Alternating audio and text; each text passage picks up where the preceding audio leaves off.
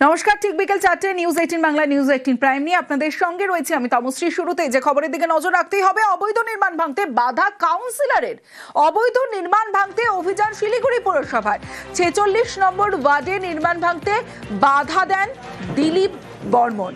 যে ছবি আপনারা দেখছেন, অবৈধ নির্মাণ ভাঙতে বাধা কাউন্সিলরের। অবৈধ নির্মাণ ভাঙতে অভিযান শিলিগুড়ি পৌরসভার 46 নম্বর ওয়ার্ডে নির্মাণ ভাঙতে বাধা দিলীপ বর্মনের। আর দিলীপকে ঘিরে রেখে অবৈধ নির্মাণ ভাঙার কাজ।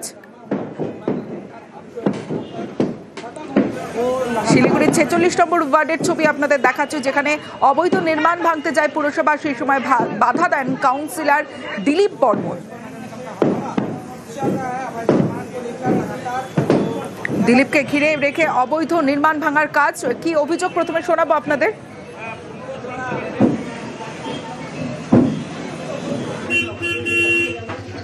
এটা তো গাইডজনের কাজ হচ্ছে, এটা তো মানে কোনো কারা করছে? এটা পার্টি পলিটিক্সের কাজ হচ্ছে। কি আপনার বিল্ডিং এ অবৈধ কি রয়েছে? যে কোনো অবৈধ কিছু নেই, জলে ভেঙে টেঙে দিয়ে ওদেরকে ওদের হিসাব মতো ওরা যা চেয়েছে তাই করে দেওয়া হলো। আমরা মিউচুয়াল করে নিচ্ছি উভয় পক্ষে। 6 মাস পরে এসে এগুলা হচ্ছে, কারণটা কি? সরাসরি চলে যাব, পার্থপ্রতিম রয়েছে আমার সঙ্গে। পার্থর সঙ্গে কথা বলবো। পার্থ, ঠিক কি অভিযোগ, এবং এই যে দিলীপ বর্মনের বিরুদ্ধে অভিযোগ যে ভাঙতে বাধা দেওয়ার অভিযোগ রয়েছে, আর এর আগেও তো তার বিরুদ্ধে একাধিক অভিযোগ রয়েছে।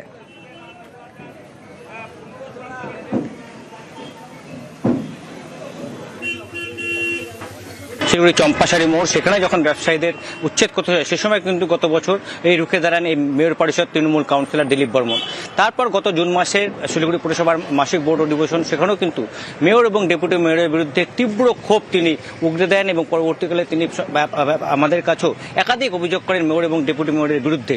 এবং তারপরে কিন্তু তাকে এই দল বিরোধী মন্তব্য করার জন্য তাকে কিন্তু রাজ্য তৃণমূল কংগ্রেসের পক্ষ থেকে তাকে কিন্তু শোকজও করা হয়। তারপরে কিন্তু দিলীপ কিন্তু তিনি তার যে স্বভাবসিদ্ধ সেই ঢঙেই কিন্তু এখনো রয়েছেন। এবং আজ যখন 46 নম্বর ওয়ার্ডে একটি অবৈধ বিল্ডিং ভাঙতে যায় পুরসভার বিল্ডিং বিভাগের কর্মীরা এবং ইঞ্জিনিয়াররা, সেখানে কিন্তু তিনি রুখে দাঁড়ান। এবং এই বিল্ডিং কোনোভাবে অবৈধ নয়, কারণ 7 থেকে 8 বছর আগে বিল্ডিংটি তৈরি হয়, পুরসভার এনওসি রয়েছে। তবু কেন উইথাউট নোটিসে আজকে পুরসভা কর্মীরা তা ভাঙতে এসছে, সেই প্রশ্ন কিন্তু কাউন্সিলর দিলীপ বর্মন তোলেন।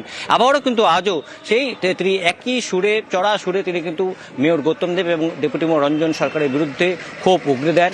এবং মেয়র এবং ডেপুটি মেয়রের ইচ্ছাতেই পুরসভা চলছে এবং তার ফল কিন্তু ভুগতে হবে 26 নির্বাচনে, এই হুঁশিয়ারি কিন্তু তিনি আজ দেন। এবং এই মেয়র এবং ডেপুটি মেয়রকে দেখে নেওয়ার চ্যালেঞ্জ, পাল্টা চ্যালেঞ্জ। যে বিষয়টা জানতে চাইবো, এই যে বাড়ি ভাঙা হচ্ছে, যে নির্মাণ ভাঙা হচ্ছে, সেই নির্মাণ কি অবৈধ নির্মাণ, সেই বিষয়ে কি জানা যাচ্ছে?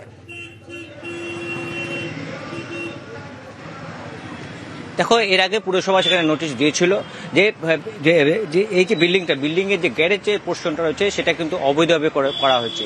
এবং যদিও যারা এখানে ব্যবসায়ী রয়েছেন বা আবাসিক রয়েছেন, তাদের দাবি যে মাস 6 আগে তা কিন্তু মিটিয়ে ফেলা হয় এবং যে অবৈধ অংশের কথা পুরসভা এর আগে অভিযোগ করেছিল তা মিটিয়ে ফেলে পুরো কমিশনারের সঙ্গে তারা একটি চুক্তিও তাদের স্বাক্ষরিত হয়। কিন্তু গত 6 মাস পর হঠাৎ করে পুরসভা উইদাউট নোটিশে কেন এসছে, এই প্রশ্ন কিন্তু তারা তুলছে। যদিও পুরসভার পক্ষ থেকে সাফ জানানো হয়েছে, যারা বিল্ডিং বিভাগের কর্তারা রয়েছেন তারা জানিয়েছেন অবৈধ অংশ ভাঙতে তারা এসছেন। একাধিকবার নোটিশ দেওয়া হয়েছে, কিন্তু কর্ণপাত করেনি এই বিল্ডিংয়ের মালিক থেকে আবাসিক বা অন্যান্য ব্যবসায়ীরা, তাই কিন্তু তারা ভাঙতে আসে। এবং স্বাভাবিকভাবেই অবৈধ অংশ সেই পুরসভা 46 নম্বরের কাউন্সিলর দিলীপ বর্মনকে কার্যত পুলিশ দিয়ে ঘিরে রেখেই কিন্তু অবৈধ অংশ ভাঙা হয়। তখন এবং স্বাভাবিকভাবেই পরিষ্কার যে অবৈধ অংশ ছিল সেই জন্যই কিন্তু পুরসভার কর্মীরা তা ভেঙে দিয়েছে, তাদের কাছে সেই নথি রয়েছে। কেননা এই বিল্ডিংয়ের বিরুদ্ধে তো অভিযোগ টক টু মেয়রে গিয়েছিল, তার প্রেক্ষিতে কিন্তু এই অভিযান। এবং এই বিষয়ে আমরা মেয়রের সঙ্গে যোগাযোগ করার চেষ্টা করি। তিনি কিন্তু এই দিলীপ বর্মনের আজকের যে মন্তব্য তাকে কিন্তু একেবারে গুরুত্ব দিতে নারাজ এবং তিনি বলেন এই বিষয়ে তিনি কোনো রকম মন্তব্য করবেন না। কিন্তু আবারও কিন্তু যে দিলীপ বর্মন তার যে আচরণ, স্বভাবসিদ্ধ আচরণ, সেই আচরণে কিন্তু আবার তিনি মেয়র এবং ডেপুটি মেয়রকেই কিন্তু তিনি একাধিক তিনি তোপ দেখেছেন এবং তিনি জানিয়েছেন যে আগামী দিনেও যদি 46 নম্বর ওয়ার্ডে বিল্ডিং ভাঙতে যান তাহলে কিন্তু তিনি রুখে দাঁড়াবেন। তো হয় রায় শিলিগুড়ি তিনি যে অভিযোগগুলো করেছিলেন যে খাটাল উচ্ছেদ হচ্ছে না, বা এর আগে 46 নম্বর ওয়ার্ডে একটি বিল্ডিং ভাঙতে এসেছিল পৌরসভা, সেই সময় ডেপুটি মেয়র রঞ্জন সরকারের নির্দেশে কিন্তু সেই বিল্ডিং না ভেঙে কর্মীরা ফিরে যায়। কেন সেই সব অবৈধ বিল্ডিং ভাঙা হয়নি? অর্থাৎ মেয়র এবং ডেপুটি মেয়রের অঙ্গুলি হেলনেই পৌরসভা চলছে, বাকি কাউন্সিলরদের কোনো রকম মতামত গুরুত্ব দেওয়া হচ্ছে না। ইভেন তার ওয়ার্ডে আজকে এই অবৈধ বিল্ডিং ভাঙতে এসে পৌরসভা কিন্তু তাকে কেন জানানো হয়নি, এই ক্ষোভ কিন্তু উগড়ে দিয়েছেন দিলীপ বর্মন। বেশ, পাল্টা মেয়র ডেপুটি মেয়রের বিরুদ্ধে ক্ষোভ কাউন্সিলরের, রাজবংশী প্রতিনিধি হওয়ায় চক্রান্ত, পাল্টা অভিযোগ দিলীপ বর্মনের।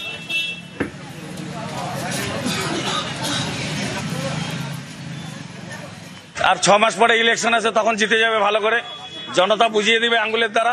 মিনিমাম 70,000 ভোটে ব্যাকে থাকবে শিলিগুড়িতে। যে অন্যায় কাজ করছে, মানুষের যে ক্ষতি করছে এরা, সেটা মানুষ বোতাম টিপে বুঝিয়ে দিবে।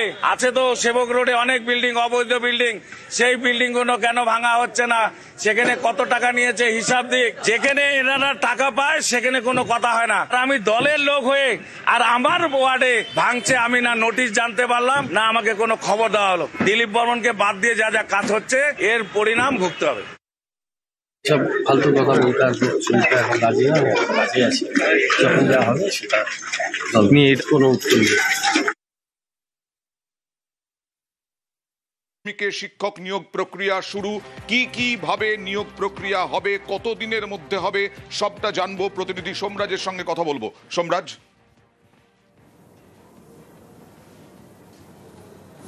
দেখো, 3 বছর বাদে রাজ্যে প্রাথমিক স্কুলগুলিতে প্রাথমিক শিক্ষক নিয়োগ প্রক্রিয়া শুরু করতে চলেছে রাজ্য। 13,421টি শূন্যপদ রয়েছে, তাই ইতিমধ্যে রাজ্য স্কুল শিক্ষা দপ্তরের তরফে প্রাথমিক শিক্ষা পর্ষদকে জানানো হয়েছিল। সেই প্রক্রিয়া আগামীকাল থেকেই শুরু করছে প্রাথমিক শিক্ষা পর্ষদ। আগামীকাল থেকেই অনলাইনে আবেদন করতে পারবেন ইচ্ছুক প্রার্থীরা। কখন থেকে আবেদন করা যাবে এবং আবেদনের কি প্রক্রিয়া হবে তা আজ সন্ধ্যের মধ্যেই প্রাথমিক শিক্ষা পর্ষদের ওয়েবসাইটে দিয়ে দেওয়া হবে। দীর্ঘ প্রতীক্ষা ছিল প্রার্থীদের যাতে প্রাথমিক স্কুলের চাকরির জন্য বিজ্ঞাপন দেয়, এবং বিজ্ঞাপন দেওয়া হলেও কবে থেকে সেই প্রক্রিয়া শুরু হবে তা নিয়ে তুমি দেখেছো সম্প্রতি প্রাথমিক শিক্ষা পর্ষদের দপ্তরে বিক্ষোভ দেখিয়েছিলেন, এবং সেই প্রক্রিয়াই কাল থেকে শুরু করা হচ্ছে প্রাথমিক শিক্ষা পর্ষদের তরফে। যেটা সূত্র মারফত জানা যাচ্ছে, প্রায় 1 মাস ধরে এই অনলাইনে আবেদন প্রক্রিয়া চলবে, এবং তারপর ডিসেম্বরের শেষ সপ্তাহ থেকে বা জানুয়ারি শুরুতেই ইন্টারভিউ প্রক্রিয়া শুরু করবে প্রাথমিক শিক্ষা পর্ষদ। যারা ইন্টারভিউয়ের জন্য স্ক্রিনিং এ উঠে আসবেন বা স্ক্রিনিং এর পর সফল হবেন, তাদেরকে ইন্টারভিউ প্রক্রিয়া শুরু করবে প্রাথমিক শিক্ষা পর্ষদ।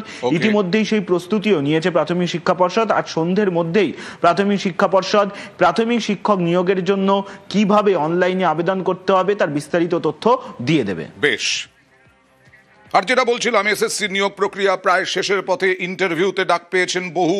আর এখানে নতুন যারা, তারা আজকে পথে নেমেছেন কেন না, যারা শিক্ষকতার অভিজ্ঞতা আছে, সেই শিক্ষকতার অভিজ্ঞতার ভিত্তিতে 10 নাম্বার কেন দেওয়া হবে, এই নতুন পরীক্ষার্থীরা বলছেন।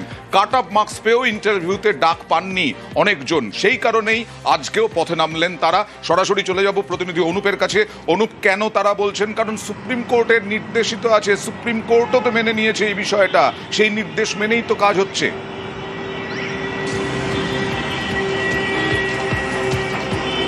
গতকালকে পরে আজকে যে চাকরি প্রার্থী যারা 2025 এসএলএসটি, তারা কিন্তু একেবারে আন্দোলনের ডাক দিয়েছিল, এবং করুণাময়ীতে তারা যখন এসে পৌঁছলো তাদেরকে কিন্তু পুলিশের পক্ষ থেকে আটক করা হচ্ছে। তার কারণ তারা বলেছিল যে তারা অবস্থান বিক্ষোভে বসবে, কিন্তু পুলিশের পক্ষ থেকে বলা হয় কোনো রকম অবস্থান বিক্ষোভে তারা বসতে পারবে না, তার কারণ কোনো রকম অনুমতি নেই। কিন্তু তাদের দাবি, দুটো দাবি নিয়ে মূলত তারা এই আন্দোলন করছে।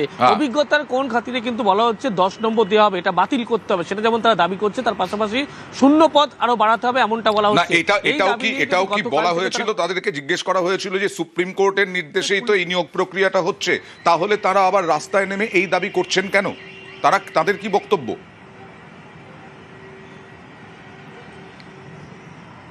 তো তাদেরকে এই বক্তব্য স্পষ্ট না করলেও তারা জানাচ্ছে যে এভাবে কোনোভাবে অভিজ্ঞতার জন্য 10 নাম্বার দেবে, এটা হতে পারে না। কিন্তু সুপ্রিম কোর্টের যে গাইডলাইন আছে সেটা তারা জানে, এবং সেটা গোটা বিষয়টি প্রথম থেকে জানতো। কিন্তু যারা প্রাপ্ত নাম্বার পেয়েছিল তাদেরকে কিন্তু সুযোগ দেওয়া হচ্ছে না। কিন্তু সেক্ষেত্রে এই 10 নাম্বার দেওয়া হচ্ছে, সেক্ষেত্রে তারা কিন্তু একবার দাবি জানাচ্ছে কোন খাতিরে 10 নাম্বার দেওয়া হচ্ছে, এই বিষয়টি যেমন প্রশ্ন তুলছে।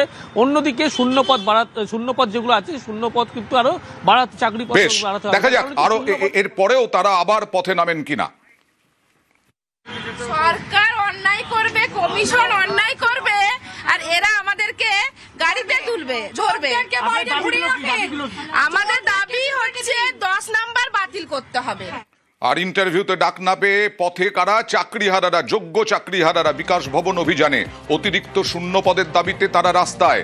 আরো শূন্য পদ, অতিরিক্ত শূন্য পদ, আরো শূন্য পদ তৈরি করতে হবে, যাতে তাদের বক্তব্য হচ্ছে এত বছর পর নিয়োগ হচ্ছে এসএসসিতে, আর সেই কারণেই তারা চান শূন্য পদ। চাকরিহারাদের একাংশ একাদশ দ্বাদশ ইন্টারভিউ তালিকায় বিতর্ক, শিক্ষক নিয়োগ চলছে, নথি যাচাই চলছে তখন অতিরিক্ত শূন্য পদ নিয়ে তারা পথে নেমেছেন। আমাদের যোগ্য শিক্ষক শিক্ষিকা শিক্ষাকর্মী সংশ্লিষ্ট বিষয়ে যে সর্বনিম্ন নাম্বার পেয়েছে সেইটাকে কোয়ালিফাইং মার্কস ধরে প্রত্যেকটি সাবজেক্টে কিন্তু সিট বৃদ্ধি করতে হবে, এবং হিউজ সংখ্যক সিট সেটা তো আছেই। এমনি 12 বছর রাজ্যে এসএসসি হয়নি, পার্মানেন্ট পোস্ট এমনি স্কুলগুলোতে তৈরি হয়, তারপরে স্কুলের ছাত্র সংখ্যা রেশিওর উপরে এডিশনাল পোস্ট ক্রিয়েট হয়, তাহলে সেখানে 50,000 60,000 সিট হবে না তো এরকম বিষয়টা নয়। হ্যাঁ, সুপ্রিম কোর্টও হাইয়েস্ট বেনিফিট দেওয়ার কথা বলেছে, তাহলে সেখানে হাইয়েস্ট বেনিফিট তো আমরা সেই অর্থে কিছু পাই না, আমরা এক্সপিরিয়েন্সের মার্কস পেয়েছি, আমরা পেয়েছি নাম্বারটা। তো সেই জায়গায় দাঁড়িয়ে এখন হিউজ পরিমাণ ভ্যাকেন্সি বৃদ্ধি করে আমাদের 2016কে অ্যাবজর্ব করতে হয়। যদি 2025-এর এই পরীক্ষাকে যদি টিকিয়ে রাখতে হয়, যদি নাল অ্যান্ড ভয়েড করতে না হয়, তাহলে এখানেও চাকরি দিতে হবে, এবং হিউজ সংখ্যক আমাদের ভাই বোনেরা যারা আমাদের ছাত্রছাত্রী তারাও বিদ্যালয়ের শিক্ষক শিক্ষিকা হিসেবে আমাদের কাছে আসুক। আর শিক্ষামন্ত্রী ব্রাত্য বসু তিনি আগেই বলেছেন যে এই বিষয়টি নিয়ে শূন্যপদ, অতিরিক্ত শূন্যপদ নিয়োগে করা যায় কিনা তা নিয়ে তিনি কথা বলবেন মুখ্যমন্ত্রীর সঙ্গে। এটা যতক্ষণ পুরো প্রসেস শেষ হবে আমরা পুরো দেখবো যে যোগ্য সত্যিই কেউ বাদ গেলেন কিনা, কতজন এখনো আমরা জানি না।